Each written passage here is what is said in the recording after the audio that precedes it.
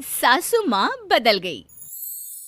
कहानी उस घर की है जहाँ बहू और बेटी को एक माना जाता था, लेकिन फिर अरे शिखा बेटा, तू रसोई में क्यों घुसी रहती है? जा, रोटी मैं बना लूंगी। नहीं नहीं माँ जी, आप बैठिए, बस सारा खाना बन ही गया है। श्वेता को बोल देती हूँ, वो खाना लगा देगी सबका। सॉरी भाभी, मेरे पास वक्त नहीं है। माँ, मुझे पैसे देना, पार्लर जाना है। हाँ हाँ चली जाना, भाभी को भी ले जाना। वो भी जाने को बोल रही थी पार्लर, पर पहले ना मदद कर दे उसके खाना लगाने में। देख माँ, वो बहू है, उसे बहू रहने देना, इतना सर पर मत चढ़ा भाभी को। श्वेता, ज्यादा मत बोला कर। बहू और बेटी में कोई फर्क नहीं होता है। जा जाकर काम कर। ननद को माँ का भाभी से इस तरह प्यार करना बिल्कुल अच्छा नहीं लगता। वो बार बार किसी न किसी तरह माँ को भाभी के खिलाफ भड़काती रहती, लेकिन कोई फायदा ना होता। एक रोज, अरे बेटे किशन, जा बहू को कहीं घुमा कर ला, सारा दिन घर में काम करती रहती है। हाँ हाँ माँ, हम लोग जा रहे हैं ना गोवा। अच्छा जी, भाभी ने तो हमें बताया भी नहीं। वैसे तो सारी पंचायत करती है, ये गोवा वाली बात क्यों छुपा गई हमसे? अरे क्योंकि उसे खुद नहीं पता था बहन। मुझे टिकट सस्ती मिल रही थी तो मैंने बुक कर दिया। हाँ शिखा, पैकिंग कर ले, संडे हम जा रहे हैं गोवा। दोपहर में शिखा पैकिंग कर रही थी कि सास आ जाती है। ये क्या बहू, साड़ियाँ? अरे गोवा जा रही है घूमने या फिर शादी में मायके हैं? माँ जी, ऐसा कुछ है ही नहीं, समझ में नहीं आ रहा क्या रखूं कपड़े में। अरे तेरी और श्वेता की साइज तो एक ही है, उसके कुछ मॉडर्न कपड़े ले ले, आकर लौटा देना। हाँ माँ जी, ये ठीक रहेगा। शिखा श्वेता के पास जाती है और उससे कपड़े मांगती है। ना जी ना, मैं अपने कपड़े ना दूं, वैसे भी फैल जाएंगे मेरे कपड़े, बहुत महंगे वाले हैं। शिखा मुंह लटकाकर कमरे में आ जाती है तो सास कहती है, चल तैयार हो जा, तुझे मैं शॉपिंग करा कर लाती हूँ गोवा की। बस फिर क्या था, सास बहू निकल जाते हैं मार्केट और एक से बढ़कर एक ड्रेस खरीद कर घर आते हैं। पहले बता देती कि नए कपड़े दिलाने वाली है भाभी को, तो मैं अपने ही दे देती ना भाभी को, मुझे दिला देती नए कपड़े। देख श्वेता, परिवार का मतलब सबके साथ रहना होता है, ना कि सिर्फ अपना सोचना। वैसे भी तुझे अच्छे संस्कार सीखने चाहिए। और रही बात कपड़ों की, तो शिखा, आज से घर पर भी तू मॉडर्न कपड़े ही पहनेगी। कोई जरूरत नहीं है ये साड़ी वाड़ी लपेटने की। अब क्या था, घर पर श्वेता और शिखा एक जैसे रहते। एक बार पड़ोसन आती है। अरे बेटा, अपनी माँ को तो बुलाना जरा, बात करनी है। शिखा सास को बताती है और रसोई में चली जाती है। ये आपकी बेटी बहुत बड़ी हो गई है, इसके लिए एक रिश्ता है, कहो तो बता दूं। ये बेटी नहीं बहू है, घर में सब एक जैसा ही रहता है। वैसे मेरी बेटी भी बड़ी हो गई है, कोई रिश्ता हो तो जरूर बताना। पड़ोसन रिश्ता लेकर उन लोगों के घर आती है।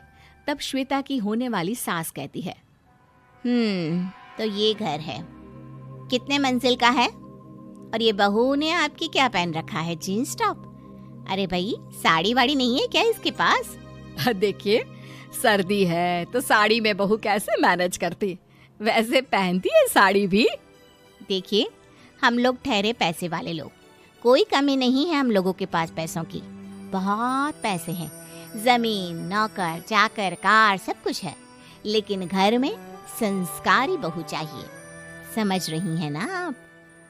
सास कुछ कहती कि श्वेता बोल पड़ती है, हाय रे, नौकर चाकर से लेकर जमीन, कार, पैसा, हाँ हाँ मुझे रिश्ता मंजूर है मुझे। अरे रुक जा श्वेता, मैं बात कर रही हूँ ना। देखिए, हम लोगों के घर इतनी आजादी नहीं मिलेगी।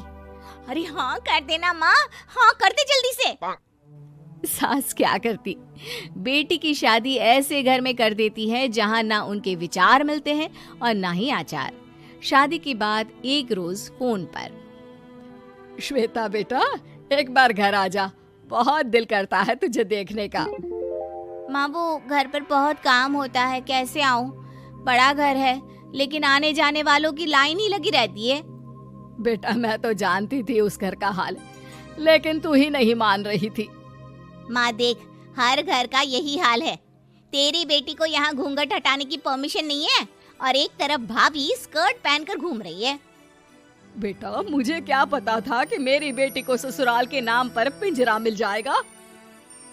अच्छा माँ, फोन रखती हूँ, सास को गर्मा गर्म रोटी खिलानी है। तुम लोगों की तरह नहीं कि एक रोटी बनाओ, एक सब्जी बनाओ, फिर सारा दिन फ्री होकर घूमो। सास फोन तो रख देती है, लेकिन सोच में पड़ जाती है कि एक तरफ बेटी जिसे कोई आजादी नहीं, वहीं दूसरी तरफ बहू जिसे देखकर लगता ही नहीं कि उसकी शादी भी हुई है। अगले रोज। शिखा, अरे ओ शिखा। हाँ माँ, क्या हुआ? कुछ चाहिए आपको? मैं जिम जा रही थी।